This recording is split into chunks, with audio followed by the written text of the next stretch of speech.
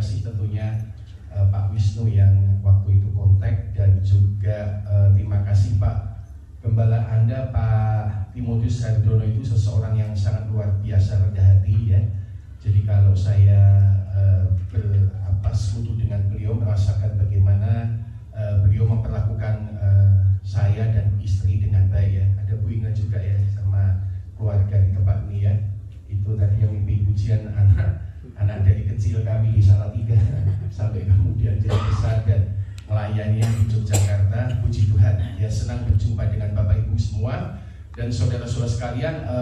Karena waktu juga, terima kasih Pak Wisnu dan Ibu Peggy ya, mereka anak-anak rohani kami juga di Salatiga. Karena waktu mungkin saya tidak bisa banyak nanti bersekutu dengan Bapak Ibu. Dari sini Pak Hardono minta saya untuk lanjut ke mana itu, di Gejayan ya. Jadi kita gunakan waktu sebaik-baiknya untuk bersama belajar firman Tuhan. Baik saudara-saudara sekalian, saya ingin berbagi berkat firman Tuhan sore hari ini dengan judul bertumbuh di dalam kemerdekaan ya, bertumbuh di dalam kemerdekaan ya. Sebelumnya itu mic-nya ini bisa dikasih agak middle dikit nggak, kalau ada yang tahu ya, jadi supaya nggak terlalu ngebas mendem begini. Sorry kalau agak cerewet. Saudara, Yohanes 8 ayat 31 sampai 32 ya, cek mungkin middle-nya Pak, arah middle treble ya, cek 1, 2, 3 ya. Saudara, saya ajak kita melihat bagian firman Tuhan, bertumbuh dalam kemerdekaan. Pembacaan firman Tuhan akan diambil dari Yohanes 8 ayat 31 sampai 32. Inilah bunyi firman Tuhan. Maka katanya kepada orang Yahudi yang percaya kepadanya, warna merah, baca bersama, katakan 2, 3 Bapak Ibu. Jikalau kamu tetap dalam firman-Ku, kamu benar-benar adalah murid-Ku, dan kamu akan mengetahui kebenaran, dan kebenaran itu akan memerdekakan kamu. Amin. Nah saudara-saudara, kita masuk di bulan Agustus ya. Kita tahu ini ada tanggal penting, 17 Agustus, saudara sekalian, hari kemerdekaan kita. Dan Bapak Ibu saudara-saudara sekalian, kita tahu bahwa 79 tahun lalu bangsa kita telah mengalami kemerdekaan, dan suasana atau hal merdeka itu adalah hal yang sangat menyenangkan, saudara sekalian. Saya membayangkan kalau kita merdeka secara, contohnya di zaman sekarang, secara keuangan finansial, bukan sekedar karena kita kaya dan banyak uang, saudara, tetapi karena kita bisa mengelola berkat keuangan yang ada pada kita, lalu kita bisa merdeka. Kita mau lakukan sesuatu hal, mungkin membeli rumah, atau kemudian membeli saudara mobil, kebutuhan kita. Kalau kita punya sebuah kemerdekaan dalam bidang keuangan, saudara, itu tentunya merupakan salah satu hal yang menyenangkan, dan juga demikian dengan kemerdekaan lain di dalam kehidupan kita. Nah, saudara-saudara, sebagai orang percaya, kebenarannya bahwa kita telah dimerdekakan oleh Kristus Yesus dari kutuk dosa dan maut, saudara. Kita telah dibebaskan oleh Kristus dari dosa dan maut. Roma 6 ayat 18 berkata, kamu telah dimerdekakan dari dosa dan menjadi hamba kebenaran. Kamu telah dimerdekakan dari dosa dan menjadi hamba kebenaran. Dalam bagian firman Tuhan yang lain, Galatia 5 ayat 1, kita baca bersama, saudara, katakan 2, 3. Supaya kita sungguh merdeka, Kristus telah memerdekakan kita. Karena itu berdirilah teguh dan jangan mau lagi dikenakan kutuk perhambaan. Saudara-saudara, berita firman Tuhan di awal ini menegaskan bahwa di dalam Tuhan Yesus Kristus kita sungguh telah dimerdekakan. Yang nangkep katakan amin.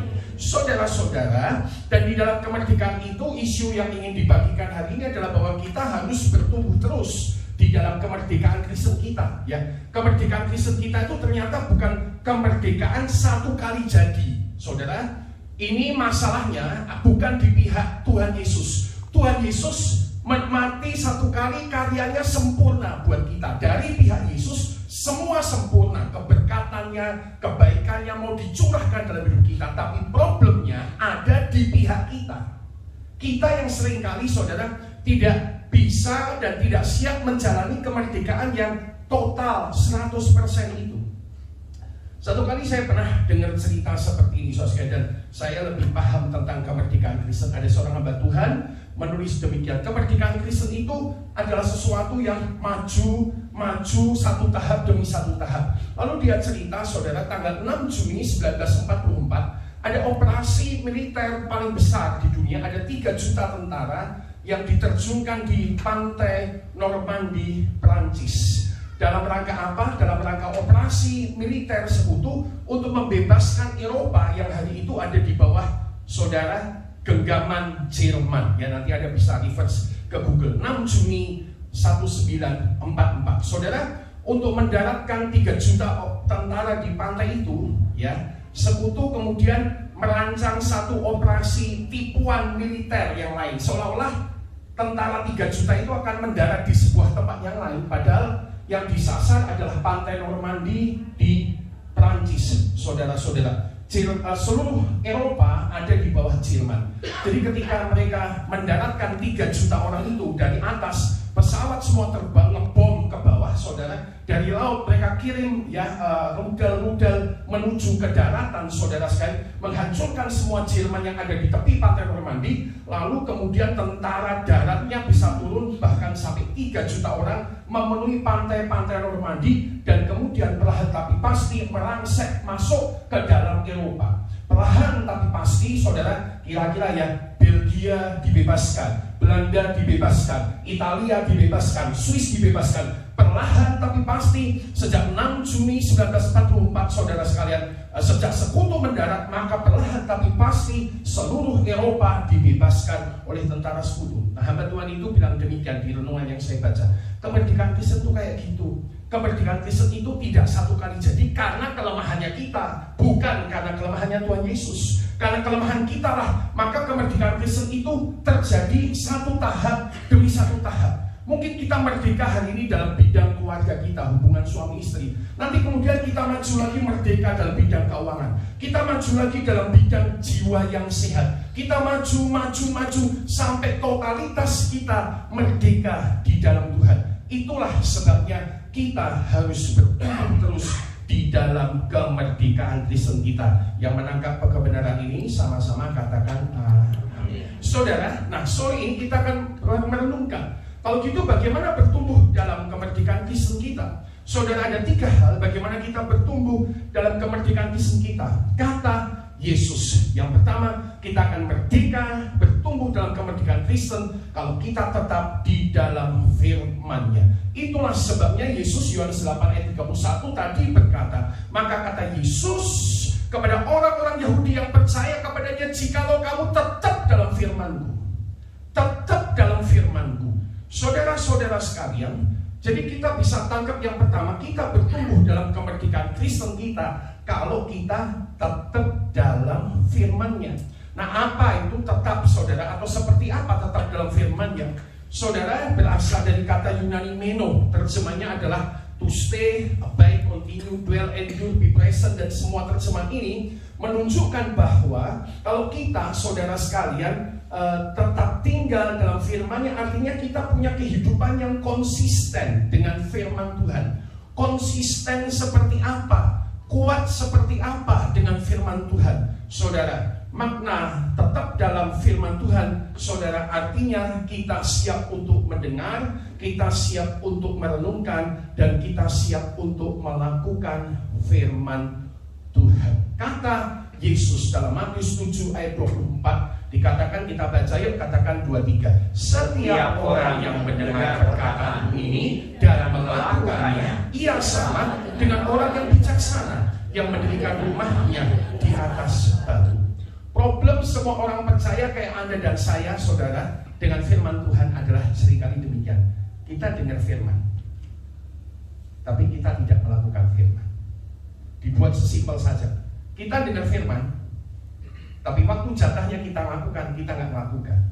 Tuhan bilang ampuni, apa yang kita lakukan dengan sakit hati kita? Tuhan bilang belajar menabur, apa yang kita kerjakan dengan uang kita? Tuhan bilang, saudara, jangan kamu khawatir, tapi apa yang kita kerjakan dengan kehidupan kita? Saudara-saudara sekalian, Pak Wisnu sudah kuliah doktoral, menjadi doktor 1 tahun sebelum saya. Beliau, saudara, walaupun anak rohani, jadi doktor duluan. Setahun kemudian saya nyusul jadi doktor. Tapi dengan pelajaran semua S1, S2, S3, doktoral kami, urusan firman Tuhan, saya cuma ketemu satu rumus sederhana. Dengar dengar sama lakukan, titik. Dengar dan lakukan. Tidak usah kokian teori dibahas, argumentasinya, latar belakang, eksposisi dan segala macam, semua istilah yang angel-angel itu loh. Setelah saya belajar, mau firman Tuhan tuh mau menang saudara, ya itu simple. Dengar, lakukan firman Tuhan. Ya, hari ini saya mengalami hari yang ajaib. Biasanya saya jarang punya kesempatan. Ya memang saya sebulan sediakan 2 kali, tapi hari ini harusnya cuma jatah 1 cabang kecil di Ampel. Ya, ternyata Pak Wisnu pinter ngelihat peluang ya. Besok pagi saya melayani Perwil Yogyakarta. Beliau tanya, Pak Gideon bisa melayani ini enggak? Sore di Kimaya. Oh, saya pas punya waktu. Biasanya kalau setelah melayani cabang, saya cuma pulang ke pusat dan nungguin kebaktian saudara-saudara sekalian.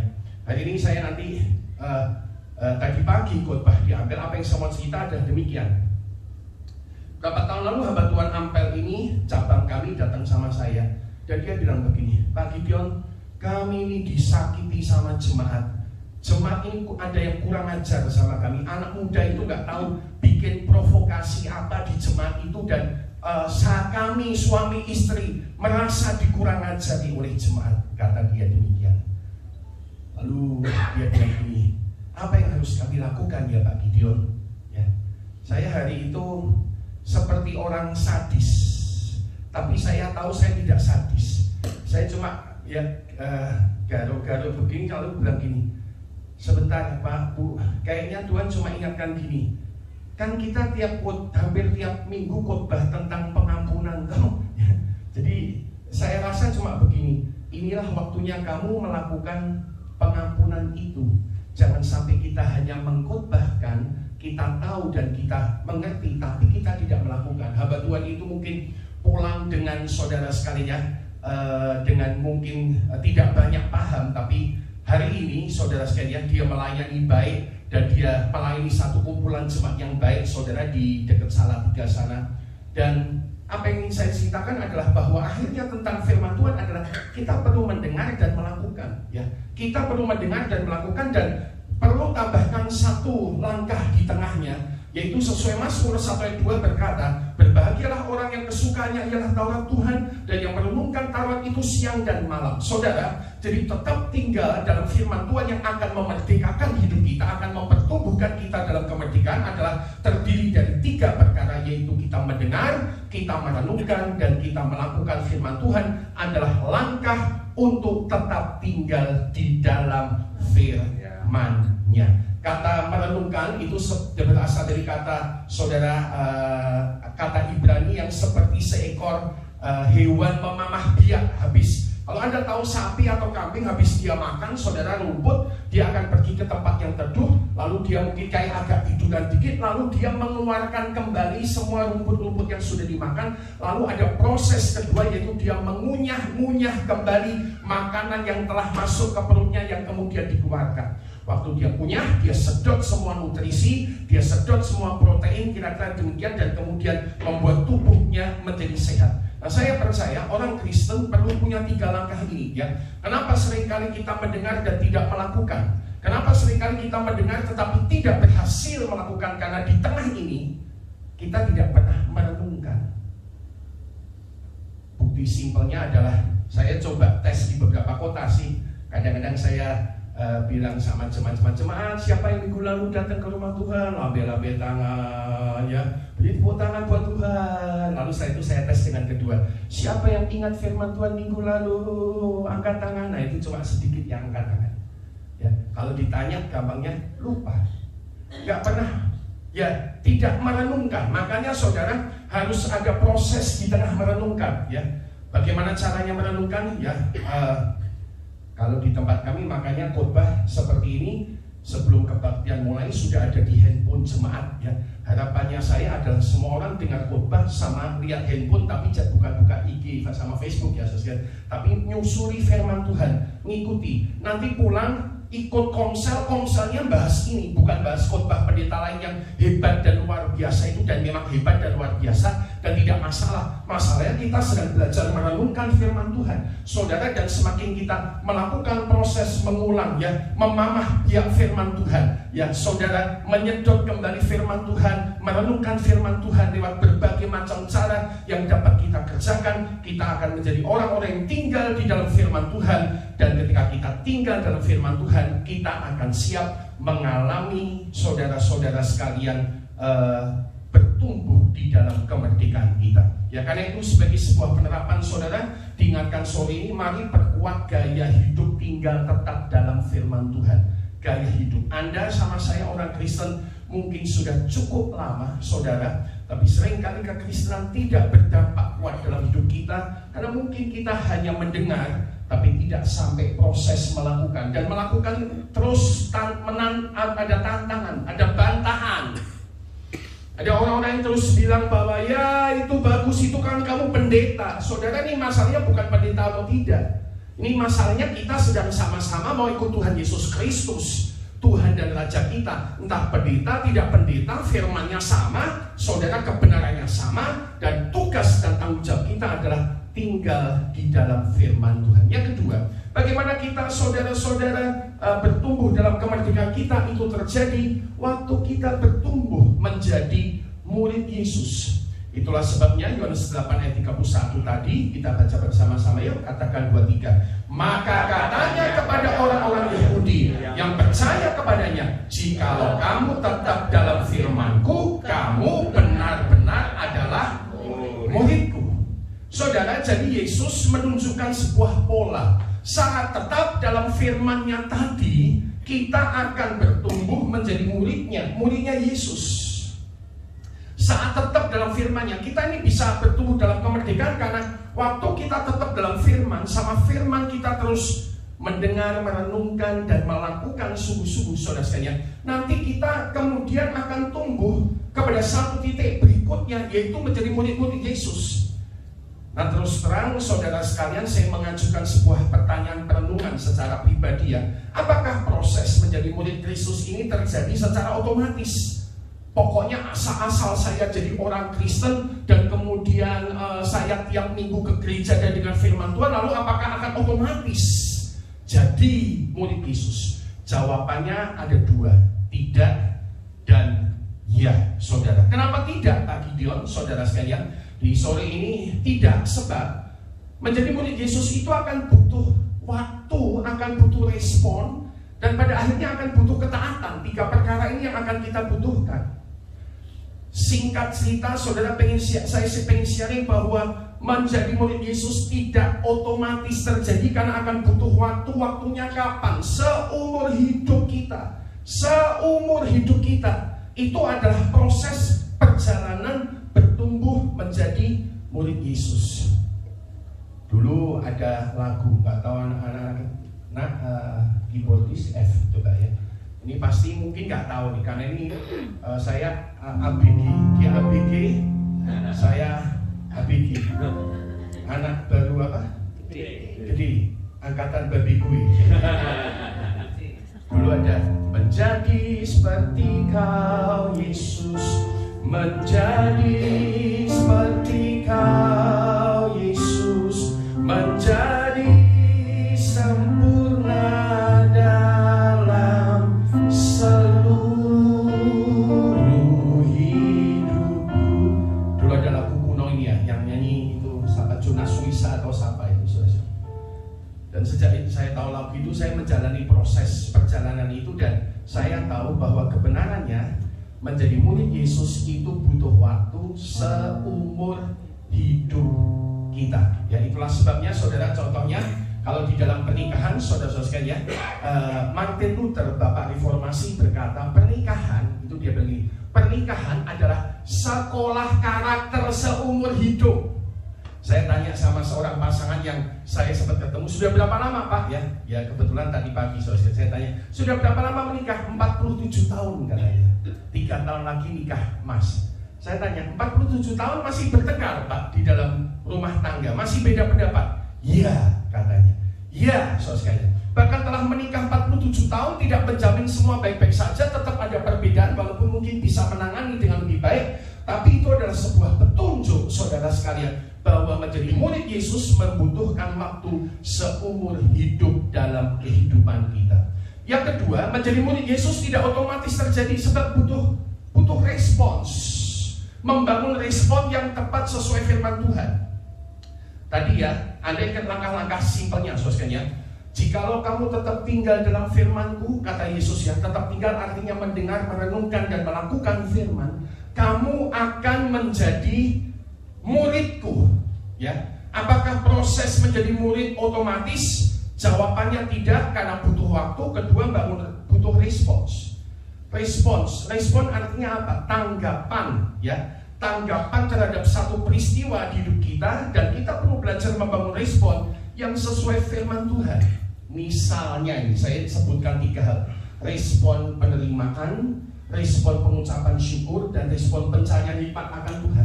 Kenapa? Karena saya baru mengalami ini. 17 Agustus nanti 2024 ini adalah 1 tahun ulang tahun. Ulang tahun apa Pak Gideon? Ulang tahun saya naik motor sama ibu, putar balik jatuh dan patah tulang punggung saya. 1 tahun persis. Ya. Waktu 1 tahun lalu naik motor dan jatuh, saudara sekalian, begitu jatuh saya udah kesakitan sekali. Lalu malam hari saya bilang sama istri, antar saya ke rumah sakit, aku udah gak kuat. Di ronsen di Salatiga 4 hari, ya dalam 4 hari itu setelah di ronsen 1-2 hari udah keluar ronsennya, dokter bilang gak ada yang patah. Tapi saya nggak bisa duduk seperti Anda duduk. Setiap kali saya coba duduk, saudara sekalian, sesuatu di tulang punggung saya turun. Duduk, waduh! Ya, saya hanya bisa berpegang di pinggir kasur selama 4 hari. Karena untuk menggerakkan ke sana, jangan macam-macam. Sesuatu akan duduk lagi di belakang sana, saudara sekalian. Dan saya kesakitan sekali. Saya bilang sama istri, sayang ini nggak beres ya. Kita harus ke Semarang atau Solo, cari rumah sakit gede yang punya MRI, ya. Karena dokternya nggak bisa mendefinisi, nggak ada yang patah, kata dia. Jadi akhirnya dengan cara Tuhan, kita pergi ke rumah sakit besar Suharto Solo, rujukan tulang nasional. Baru seumur hidup saya naik ambulans pertama kali di hidup saya, ya, dan dijepit begini supaya tidak gerak, supaya tulangnya steady, saudara. Dan begitu turun, langsung diangkat, waduh, masuk ke IGD, ya. Bagusnya ruang ronsennya itu ada di IGD juga, nggak digeser kemana. Jadi ditaruh situ, waduh, udah nahan sakitnya luar biasa, saudara-saudara sekalian. Dan kemudian foto, langsung ketawa, bapak patah di tulang punggung L1. Oh, dan kemudian setelah itu dijadwal operasi 24 Agustus, total di atas kasur 12 hari, saudara, baru bisa steady, turunkan kaki dan jalan. Dan karena 12 hari tidak bergerak, otomatis pergerakan pertama adalah seperti bayi baru belajar jalan, saudara-saudara sekalian. Itu 1 tahun yang lalu. Dan sejak itu semua pelayanan September sampai Agustus bubar, September sampai Desember udah selesai, udah dibatalkan, semua rencana dibatalkan, ya, termasuk mau merayakan ulang tahun ke-25 naik kapal pesiar batal, duitnya hilang, ya.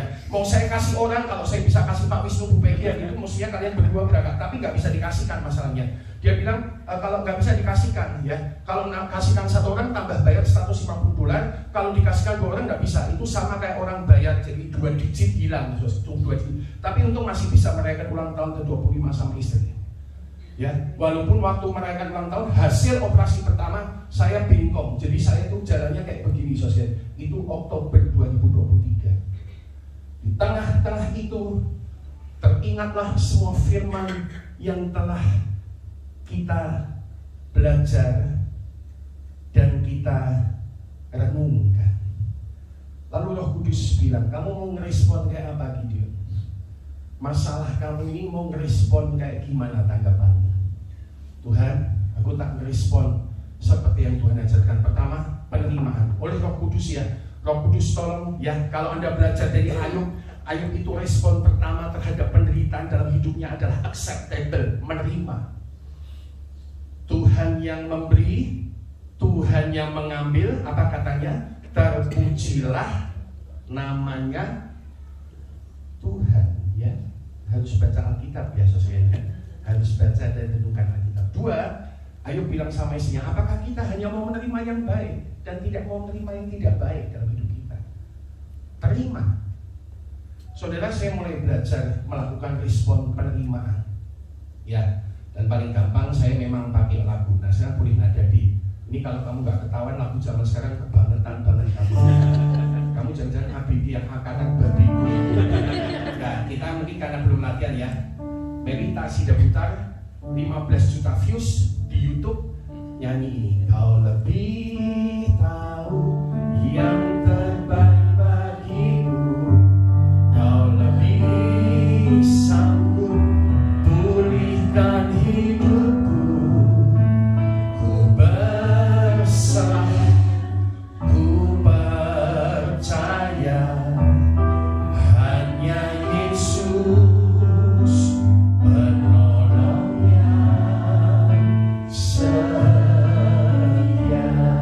Dan itu saya memulai proses beriman. Ku berserah, ku percaya hanya Yesus penolong yang setia. Lalu dengan firman pengucapan syukur. Firmannya kita tahu bisa ngomong 1 Tesalonika 5:18, Pak Bu, mengucap syukurlah dalam segala keadaan, sebab itulah yang dikehendaki Allah di dalam nama Tuhan Yesus Kristus. Firmannya gampang dibicarakan, tapi firmannya itu apakah dilakukan dalam bentuk respon, tanggapan hidup kita? Dan itu adalah hari di mana Tuhan mengajar kembali, ya, saudara sekalian. Sekali lagi, saya memang doyannya lagu-lagu, ya. Saya nginep di Hotel Kimayani, saya beri speaker khusus, bisa dibawa kemanapun. Jadi saya mau dengar pujian penyembahan, ya tinggal pakai Apple Music, kan minimal ada 3 juta lagu, saudara. Ada 3 juta lagu, lagunya banyak ya. Dan salah satu lagu yang Tuhan bangkitkan untuk pengucapan syukur adalah ku mau selalu bersyukur, senantiasa bersyukur, segala yang ku alami, biar kehendakmu terjadi. Ku mau selalu bersyukur, senantiasa bersyukur, hatiku kan bersuka, sebab hari ini hari yang terbaik. Habis dengar lagu itu biasanya selama 4 bulan ya, aku mau selalu bersyukur, hari ini hari yang terbaik. Lalu mulai bangun dari tempat tidur dan jalan lagi, saudara. Latihan jalan, kuatkan otot, kuatkan semua, saudara-saudara sekalian. Dan kemudian sampai ke tahap pencarian hikmat Tuhan. Amsal 4:5 berkata, carilah hikmat, carilah pengertian. Sama masalah itu Anda kalau bantah dan marah sama Tuhan itu percuma. Carilah hikmat, carilah pengertian. Saya kemudian cari hikmat di tengah situasi yang ada. Singkat cerita, kalau tanya hikmat Tuhan, pakai kata kuncinya adalah apa maksudmu ya Tuhan. Jangan tanya mengapa. Kalau Anda bilang, mengapa Tuhan saya ngalami ini? Nanti lu dengar jawaban dari Tuhan, suka-suka gue, kata Tuhan. Suka-suka gue, karena masalahnya bukan masalah mengapa, tapi apa yang Tuhan sedang coba ajar lewat semua situasi itu. Saya mulai temukan hikmat ya tentang persekutuan suami istri. Makanya memang itu pas hari 25 tahun pernikahan udah disiapkan, saudara. Saya sama istri menyiapkan waktu. Dia tanya, masih tetap mau merayakan ulang tahun pernikahan ke-25? Tetap. Ya, walaupun jalannya sulit, walaupun badannya hasil operasi pertama masih bengkong-bengkong, saudara, tetap. Fotonya gimana ya? Fotonya bengkong, jelek banget, saudara. Tapi ya tetap itu momen yang harus dirayakan. Karena lewat jatuh itu saya mengalami hikmat Tuhan lebih menghargai dia ya. Mohon maaf 12 hari di atas tempat tidur, mohon maaf ya. Dari kotoran yang kecil sampai kotoran yang besar, yang ngurus ya ibu satu ini saudara. Yang ngurus saya seperti bayi, gak bisa apa-apa ya istri ini, luar biasa. Saya lebih menghargai lagi. Kemudian ada hikmat kedua tentang saudara kesehatan ya. Gara-gara mungkin saya gulanya tinggi, 1 titik luka itu 40 hari tidak sembuh-sembuh ya, ternyata itu urusan gula. Maka oleh Tuhan dipakailah ibu ini sekaligus polisi yang baik ini, gak boleh makan nasi, gak boleh makan karbohidrat, lebih banyak protein, lebih banyak sayur, dan betul turun saya lebih sehat. Nanti saya akan operasi yang kedua kali 20 November. Gak ada orang mau operasi 2 kali, tapi saya terpaksa operasi 2 kali karena postur saya bengkong. Saya tanya, dok, ini kok kamu habis operasi saya tambah bengkong nih, dok? Wah, gimana ya Pak ya? Usul saya, Bapak cepat-cepat dioperasi ulang aja. Oh, gitu ya. Ada yang mau operasi 2 kali, nanti kita doakan bersama-sama. Lalu saya tanya, operasi 2 kali itu kayak gimana Pak? Gini Pak, jadi kalau semua urusan tulang, ketika dia nyambung tidak benar, maka proses perbaikannya selalu dengan satu cara utama, yaitu patahkan lagi di tempat yang ada, lalu ambil semua pen yang sudah nopang tubuh Bapak, kita pasang yang lebih tinggi supaya kamu bisa lebih tegak lagi. Sebenarnya ada banyak hal, tapi waktu mungkin tidak sempat saudara sekalian. Jadi akhirnya saya operasi lagi yang kedua, dan operasi kedua itu pun kembali memaknai, ku berserah, ku percaya hanya Yesus penolong yang setia. Mewarnai kembali dengan pengucapan syukur. Mengucap syukur lagi untuk operasi yang kedua. Dan saya mengucap syukur ya sama ya.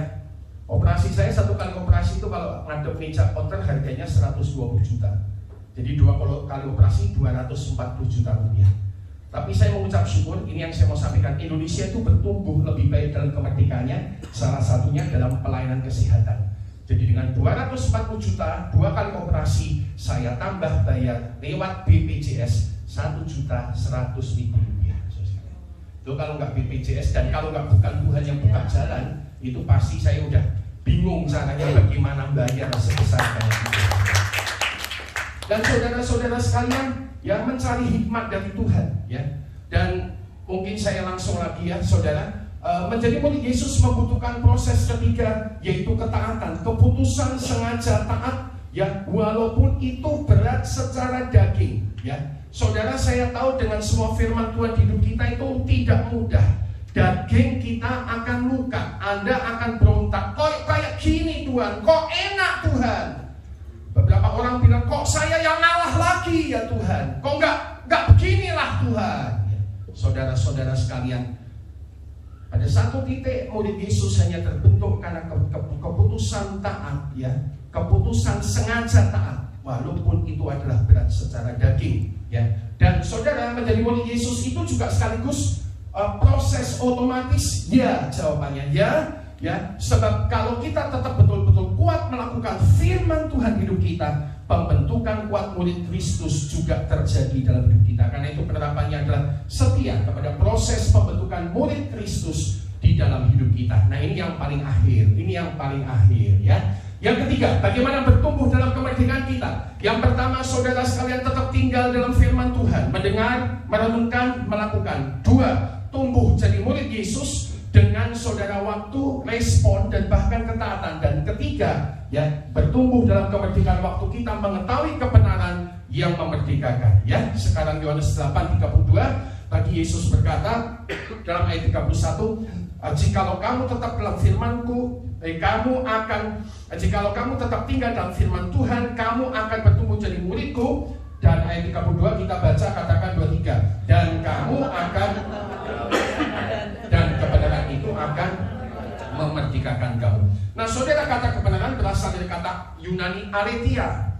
Terjemahnya truth, true, truly, verity artinya jujur, saudara sekalian. Dan saudara-saudara, dari sini kita mendapatkan sebuah pola dari Tuhan Yesus. Perhatikan, saat kita tetap tinggal dalam firman-Nya, kita akan bertumbuh menjadi muridnya bersama waktu, respon, dan ketaatan. Dan akhirnya pada detik itu kita akan mulai mengetahui, bahkan akan mengalami kebenaran yang memerdekakan hidup kita. Terima kasih. The Message berkata, Alkitab The Message, that you will experience for yourself the truth, and the truth will free you, and the truth will set you free. Saudara, kebenaran akan memerdekakan. Kapan? Waktu proses ini tetap tinggal dalam firman-Nya, bertumbuh menjadi muridnya, mengetahui, mengalami kebenaran, then you will experience for yourself the truth, and the truth will free you, atau dalam terjemahan yang lain, will set you free. Dimerdekakan dari apa, saudara sekalian? kita lebih dimerdekakan dari ikatan dosa, kita lebih dimerdekakan dari karakter lama, kita lebih dimerdekakan dari hidup daging, keputusan-keputusan salah. Saudara-saudara sekalian, dan dampaknya kita dimerdekakan dan menjadi contoh-contoh pribadi yang merdeka di dalam Tuhan Yesus Kristus. Mungkin saya akan tutup dengan satu kesaksian ini.